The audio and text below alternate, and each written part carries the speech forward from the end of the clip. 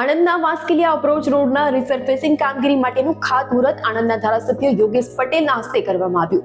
કુલ 1400 metre લંબાઈનું આ કામ કરવામાં આવશે. માર્ગ અને મકાન વિભાગ દ્વારા સરકારની ગ્રામ સડક યોજના અંતર્ગત આણંદના વાંસકીલિયા અપ્રોચ રોડના રિસર્ફેસિંગની કામગીરી હાથ ધરવામાં આવશે. 1400 મીટર રોડના રિસર્ફેસિંગ માટે અંદાજે 85 લાખનો ખર્ચ કરવામાં આવશે. આ કામનું ખાતમુહૂર્ત આણંદના ધારાસભ્ય યોગેશ પટેલના હસ્તે કરવામાં આવ્યું હતું. ઉલ્લેખનીય છે કે ગત ચોમાસામાં અનેક માર્ગો બિસ્માર બન્યા હતા, જેના સમારકામ માટે મુખ્યમંત્રીએ વિવિધ જિલ્લાઓમાં નાણાંની ફાળવણી કરી છે. ત્યારે આણંદ જિલ્લામાં પણ અનેક માર્ગોનું સમારકામ આગામી દિવસોમાં હાથ ધરવામાં આવશે. ગુજરાતની ભારતીય જનતા પાર્ટીની સરકાર દ્વારા દરેક ગામના રસ્તા પાકા હોય, સુરક્ષિત હોય, લોકોને પાયાની સુવિધા મળે એ હેતુસર મુખ્યમંત્રી ગ્રામીણ સડક યોજના હેઠળ આજે વાંસકીલિયાનો મુખ્ય રોડ ડાળી માર્ગથી ગામમાં આવવાનો જે એપ્રોચ રોડ છે એ 85 લાખના ખર્ચે રિફ્રેશિંગ થવા જઈ રહ્યું છે. એનું આજે ખાતમુહૂર્ત કર્યું છે.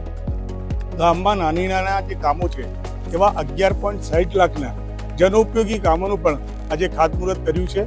ત્યારે અમારા અમૂલ ડેરીના વાઇસ ચેરમેન કાંતિભાઈ, ગામના સરપંચશ્રી, અમારા બંને મહામંત્રી જીતેન્દ્રભાઈ, પરેશભાઈ તથા સમગ્ર ભારતીય જનતા પાર્ટીની ટીમ આજે વાંસકીલિયા ગામે અમે આવ્યા છીએ, અહીંયા ખાતમુહૂર્ત કર્યું છે.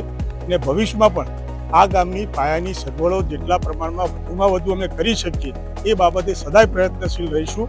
અને પાયાની સુવિધા આપવી એ નરેન્દ્ર મોદી સાહેબનો એક નિયમ રહ્યો છે, અને નિયમને અમે અનુસરતા ગામની તમામ પાયાની સુવિધા પૂરી પાડવાની આજે ખાતરી આપી છે.